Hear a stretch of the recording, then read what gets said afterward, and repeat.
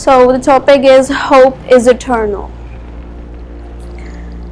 It was hard to believe that my wounds were unhealed. My scars, my agony, my sufferings were concealed. I was just pretending to live, for I knew torture, rape, and harassment will never cease. I was a child, unseen, unheard, and unwanted. A child who would not expect anything but hatred. A child who was broken, bruised, and humiliated. A child grown up in such a catastrophe that you created. I lived in cars, streets, I'd been homeless, cried out loud, but came to know that I'm helpless. I understood that faith spoke louder than words, and without weapons, I'm hopeless. I was sick of being heard, sick of being left. I was sick of being lonely, sick of being not felt, and I was sick and tired of the life I'd been fed.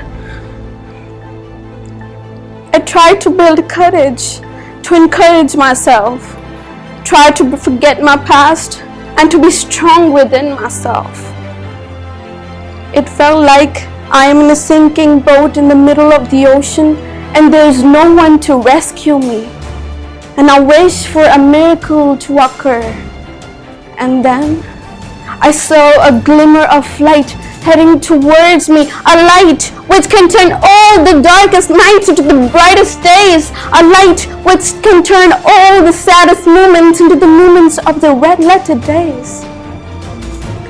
Little buds of hope starts to form. All the roots of suffering starts to deform. You feel your step on ground safe and firm. I slowly attempt this new life which is not gruesome. And for those who think that only misery will come, then listen. I will be as strong as concrete, as brave as lion, and as firm as the roots of a tree. It is a shut-up call for those who think that there will always be an infection of rejection or the joy will be consistently inconsistent. I learned from my ill fortune that everything beautiful has a consequence. And what seems like the end is just the beginning. So, although pain feels timeless, hope is eternal.